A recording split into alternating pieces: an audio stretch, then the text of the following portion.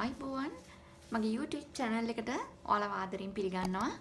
ඉතින් අද මම ඔයාලට කියලා දෙන්න යන්නේ puff pastry එකකින් ඔයාලට හදාගන්න පුළුවන් ඉතාමත් පහසුවෙන් හදාගන්න පුළුවන් කෑම වර්ග කීපයක්. ඉතින් අපි දැන් බලමු ඒකට මොනවද අවශ්‍ය වෙන්නේ කියලා. ඉස්සෙල්ලාම අපිට අවශ්‍ය වෙනවා puff pastry එකේ මම අද අරන් තියෙන්නේ ready made puff pastry එක. මම ඔයාලට දවසක ඒක හදන හැටි කියලා දෙන්නම්.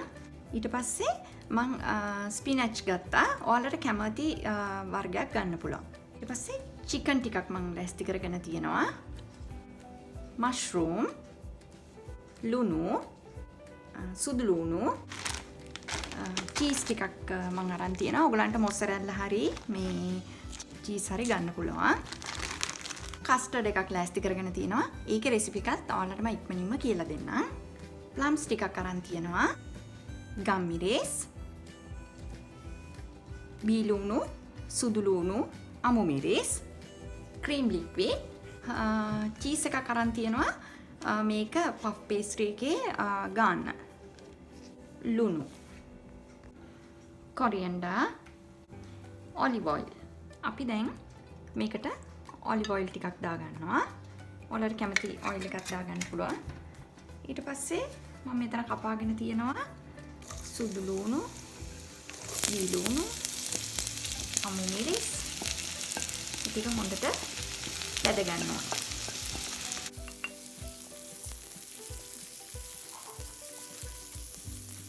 මේකට අපි ලුණු, ගම් මිරිස් දාගන්න.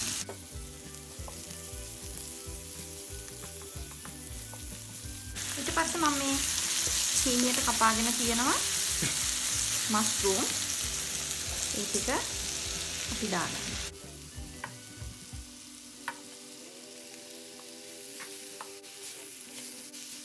ඒත් එක්කම මේකට කපාගත්ත චිකන් ටිකකුත් මම එකතු කරගත්තා.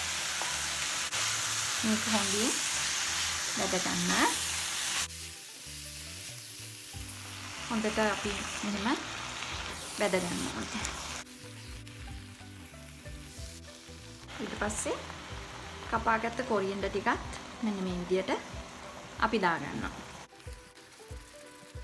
මේ වෙලාවේ ඕගලන්ට රස බලලා ගම් මිරිස්, ලුණු ඇති ගානට දාගන්න. දැන් මේ වෙලාවේදී අපි මේකට ක්‍රීම් ටිකක් එකතු කරගන්නවා. ඔයගලන්ට ක්‍රීම් නැත්තම් මේකට කෝන් ෆ්ලවර් හැඳි දෙකක් හරි පිටි මේස හැන්දක් වගේ දාලා හදලා ගන්නත් පුළුවන්. චුට්ටක් වෙලා අපි තව තියමු. දැන් හරි අපේ මිශ්‍රණය. දැන් මේක අපි හොඳටම නිවෙනකන් තියන්න ඕනේ පේස්ට්‍රි එකට දාන්න ඉස්සෙල්ලා. නැත්තම් පේස්ට්‍රි එක මු වෙනවා.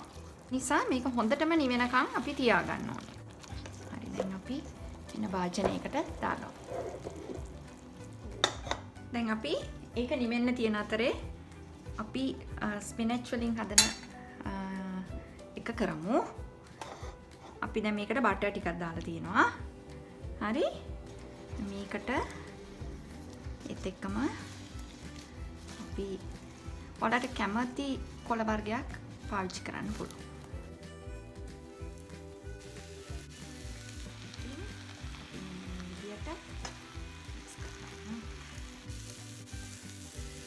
දැන් මේ විදියට මේ ගානට එනකොට අපි මේකට චීස් ටික එකතු කරගන්න ඕනේ.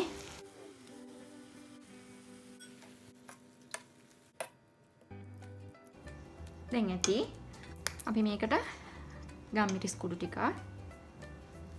ඔයගලන්ට ඕන නම් කෑලි මිරිස් ඕන එකක් දාගන්න පුළුවන්. මම මේකට සුදු ලුණු කුඩු ටිකකුත් දාගන්නවා. ලුණු කුඩු ටිකකුත් දාගන්නවා. හරි. දැන් අපි මේක ලිපෙන් බාගෙන කලින් එක වගේම හොඳට නිවෙන්න තියන්න ඕනේ. අපි දැන් හදාගත්ත ස්පිනච් මිශ්‍රණයෙන් මම එකක් ඔයාලට පේස්ට්‍රි එක හදන හැටි මම කියලා දෙනවා. මේ අපි ඉස්සෙල්ලා හදාගත්ත මිශ්‍රණය.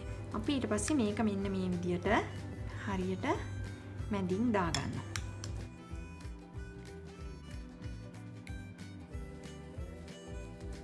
පස්සේ අපි මෙන්න මේ විදියට කපා ගන්න ඕනේ. එක සමානව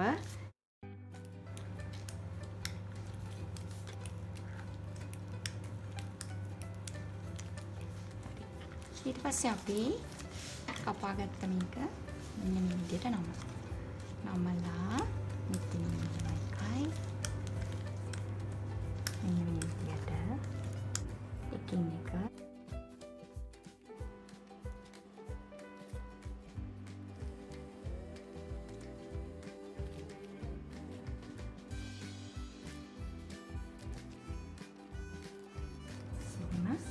අපි හදාගන්න. දැන් මේකේ අපි එග් බොෂ් එක ගන්න. ඊට පස්සේ මේකත් අපි සෙන්ටිග්‍රේඩ් අංශක 180 විනාඩි 35ක් බේක් කරගන්නවා. අපි බලමු බේක් කරගත්තට පස්සේ. හරි මේ විදිහට මම පේස්ට්‍රි එක තියාගත්තා. මං හදාගත්ත කස්ටර්ඩ් එක මෙන්න මේ විදිහට මේකේ හැමතැනම අතුර ගන්නවා.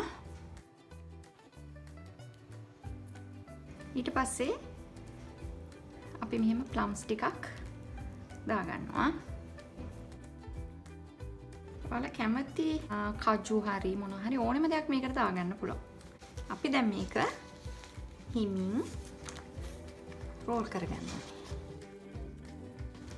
මෙන්න මේ විදියට රෝල් කරන්න ඕනේ. හිමින්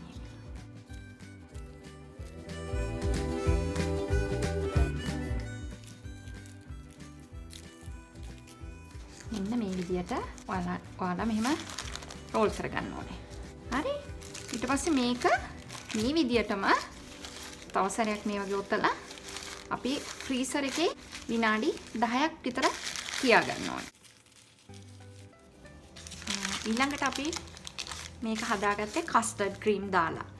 අපි බලමු මේක කොහොමද අපි ඊට පස්සේ බේක් කරන්න දාගන්නේ කියලා. මෙන්න මේ විදියට අපි කපා ගන්න ඕනේ. මේ විදියට තියා ගන්න ඕනේ කළා. මේකේ ප්ලම්ස් තියෙන හින්දා පරිස්සමෙන් කපා ගන්න.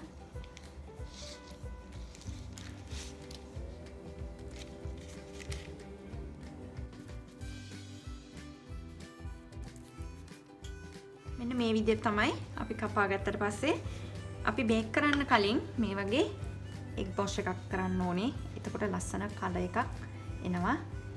මෙහෙම වටේත් ගන්න ඕනේ අපි.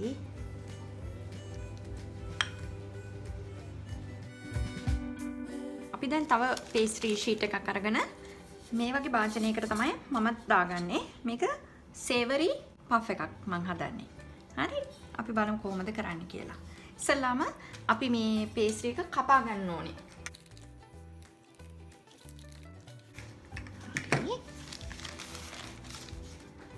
මේ විදියට අපි මේක දාන්න ඉස්සෙල්ලා මේකේ අපි බටර් ස්වල්පයක් වටේ ගාගෙන ඉන්න ඕනේ. එතකොට ඉක්මනින්ම ගලව ගන්න පුළුවන්. දැන් අපි කරන්න ඕනේ මේ විදියට මෙහෙම ගලවලා මෙන්න මේ විදියට අපි සෙට් කරගන්නවා. මේ විදියට ඔක්කොම අපි කරලා බලමු. ඔව් මෙන්න මේ විදියට අපි හදාගත්තා. දැන් මේකට අපි කලින් හදාගත්ත මෂ්රූම් ෆිලින් එක දාගන්න ඕනේ.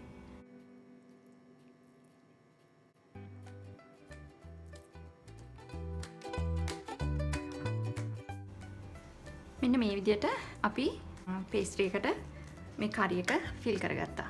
දැන් අපි කරන්න ඕනේ මම කපාගත්තා මේ මොස්සරෙල්ලා.